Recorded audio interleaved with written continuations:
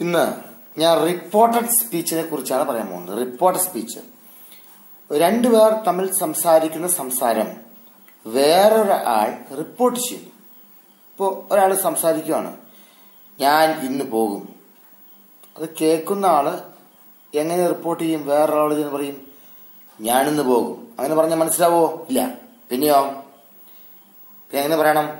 അവൻ അന്ന് പോകുമെന്ന് പറഞ്ഞു. കണ്ടോ വ്യത്യാസം വന്ന? കണ്ടോ?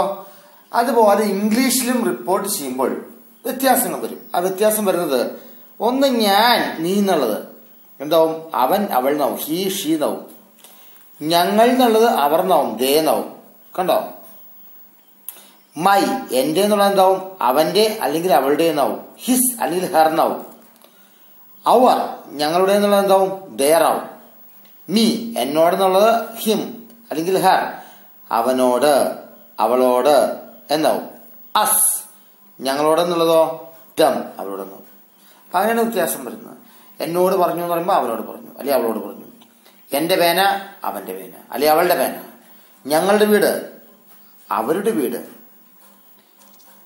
ഞങ്ങളോട് പറഞ്ഞു അവരോട് പറഞ്ഞു. കണ്ടോ? അങ്ങനെയുള്ള വ്യത്യാസം വരും. അത് നോക്കി മനസ്സിലാക്കുക.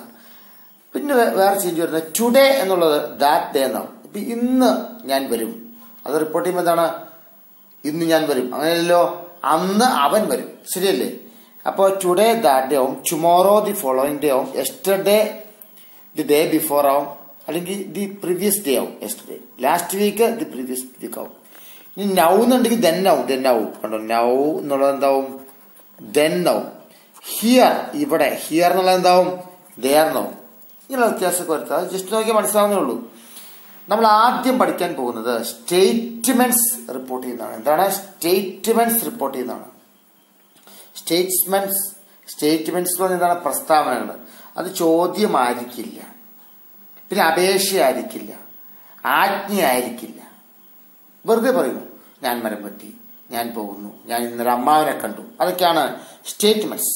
സ്റ്റേറ്റ്മെന്റ്സ് എങ്ങനെയാണ് റിപ്പോർട്ട് ചെയ്യുന്നത് നോക്കാം.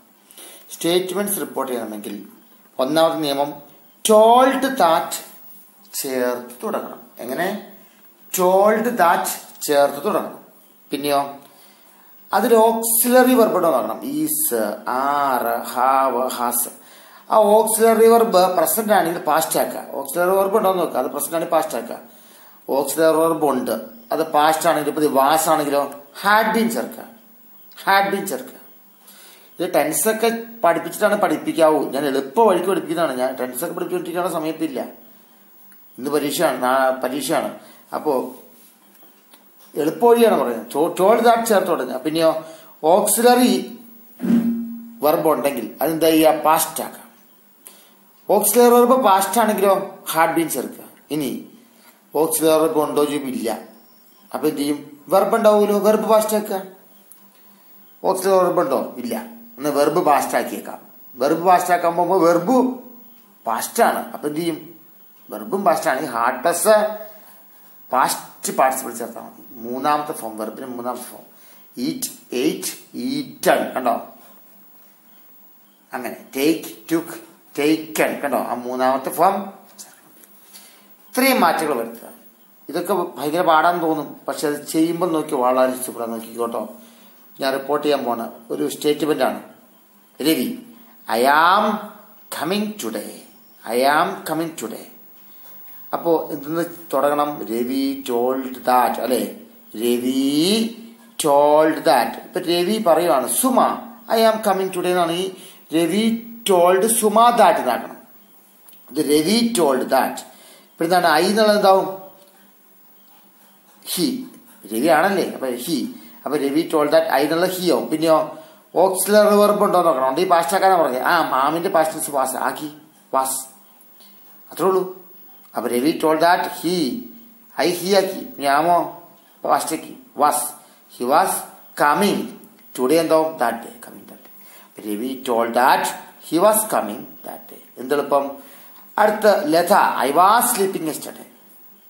അപ്പൊ ലത ടോൾഡ് ദാറ്റ് ഐ എന്നുള്ള എന്താവും? She. Latha told that she was. Auxiliary ഉണ്ട്, പാസ്റ്റ് ആക്കാം. ഓക്സിലറി പാസ്റ്റ് ആണ്, വാസ്. കണ്ടോ? അപ്പൊ വാസ് സ്ലീപ്പിംഗ് എന്നുള്ള എന്താവും?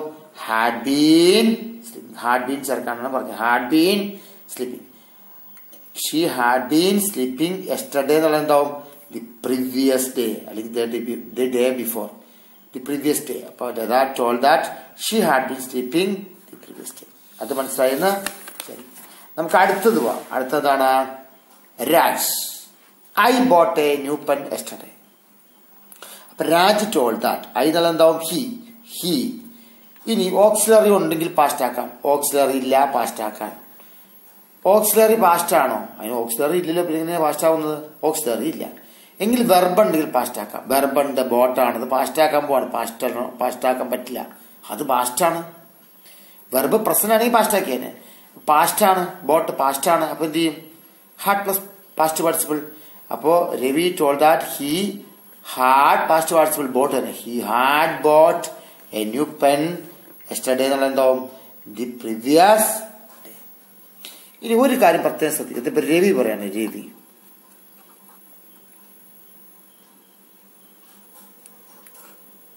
I am Ravi. അങ്ങനെ വരും. അപ്പൊ Ravi told that I was Ravi. തെറ്റല്ലേ അത്? ഞാൻ രവി ആയിരുന്നു. അങ്ങനെ പറയരുത്. നിത്യവും സത്യമായിട്ടിരിക്കുന്ന കാര്യങ്ങൾ, എന്നും സത്യമായിട്ടിരിക്കുന്ന കാര്യങ്ങൾ അതേപോലെ തന്നെ ചേർക്കാവുള്ളൂ. അപ്പൊ എങ്ങനെ എഴുതും? Ravi told that he is Ravi. He is Ravi മതി, വാസ് വേണ്ട. അപ്പൊ ഒരിക്കലും ഓക്സിലറി പാസ്റ്റ് ആക്കാൻ വരുന്നത്. അതായത് എന്നും നിത്യവും സത്യമായിട്ടിരിക്കുന്നത് യൂണിവേഴ്സൽ ആയിട്ടുള്ള ട്രൂത്താണ്. ഞാൻ എന്നും അമ്മാൻ്റെ വീട്ടിൽ പോകാറുണ്ട്, അത് സത്യമാണല്ലോ. അങ്ങനെയുള്ള കാര്യങ്ങൾ വരുമ്പോൾ എന്താണ്? ആ പ്രസന്റ് ഫോമിൽ തന്നെ എഴുതാവുള്ളൂ. ഓക്സിലറി പ്രസന്റ് ഫോമിൽ തന്നെ എഴുതും. ഞാനൊരു ഡോക്ടറാണ്, ഞാനൊരു ഡോക്ടർ ആയിരുന്നു എന്ന് പറയാൻ പറ്റുമോ? തെറ്റാണ്.